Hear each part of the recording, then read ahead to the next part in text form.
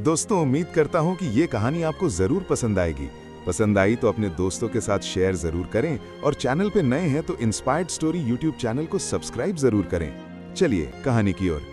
जो लोग बुद्धिमान हैं वो ये जानते हैं कि शब्द हथियार की तरह होते हैं, जिनसे किसी को भी बचाया जा सकता है या किसी को भी मारा जा सकता है। अब आप सोच रहे होंगे कि शब्दों से किसी को मारा कैसे जा सकता है, तो जरा सोचिए, ज्यादातर आत्महत्याओं के पीछे किसका कारण होता है? किसी के पति ने कुछ कहा, किसी के पिता ने कुछ कहा और उन लोगों ने आत्महत्या कर ली। ये आत्महत्या किसके कारण हुई?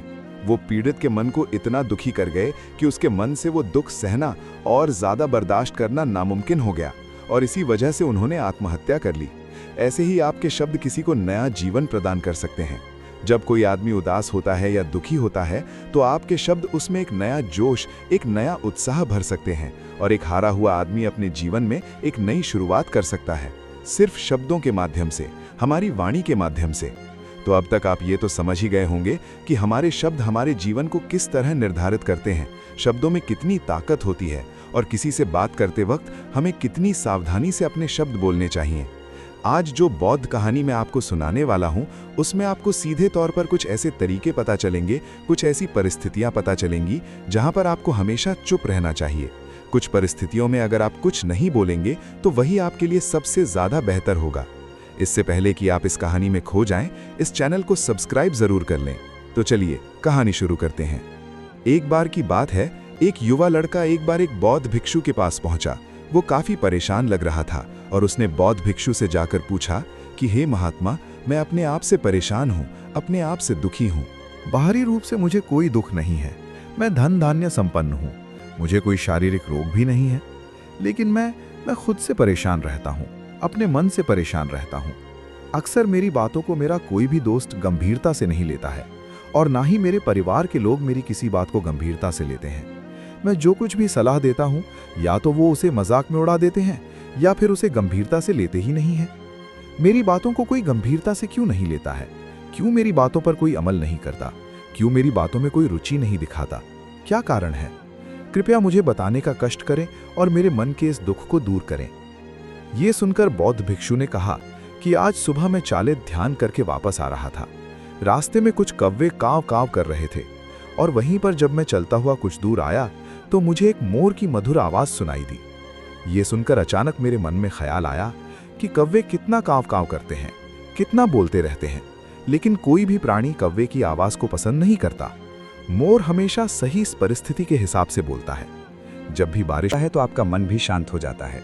आपने उस गुस्से की ऊर्जा को एक सकारात्मक रूप दे दिया और यही बुद्धिमान व्यक्ति की पहचान होती है, जो दूसरों के तानों से भी अपना घर बना लेता है, अपनी कामयाबी के रास्ते निकाल लेता है। वही सच में बुद्धिमान आदमी है।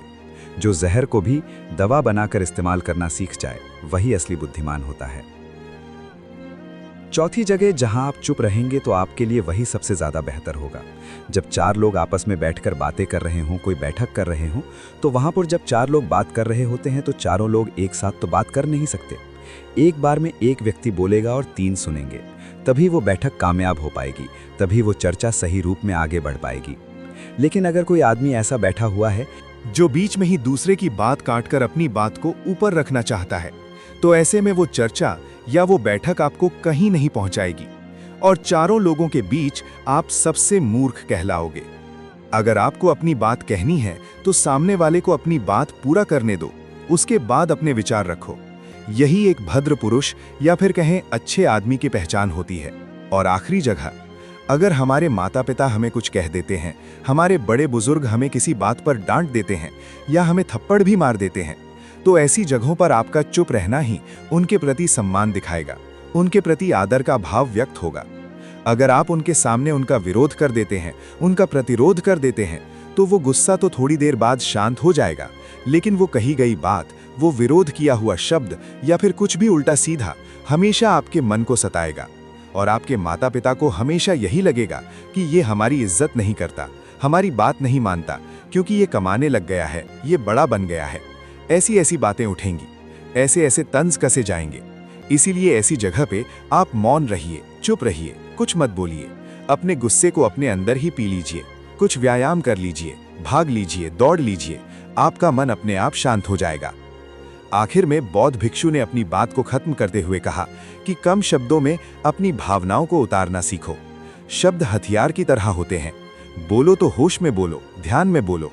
जीवन शैली ऐसी बना लो कि आप जब भी बोलो पूरे होश में रहकर बोलो, पूरे आनंद के साथ बोलो, पूरे प्रेम के साथ बोलो। ऐसी वाणी बोलो जो दूसरे के दिल को ठंडक पहुंचाती हो, दूसरे के मन को भी शांत कर देती हो। और वो तभी संभव है जब आप प्रतिपल होश में रहकर बोलेंगे। इसके बाद वो युवा लड़का बौद्ध भिक्षु के सामने नतमस्तक हो गया और उनको प्रणाम करते हुए अपने घर वापस लौट गया। उम्मीद करता हूं कि ये कहानी आपको जरूर पसंद आई होगी।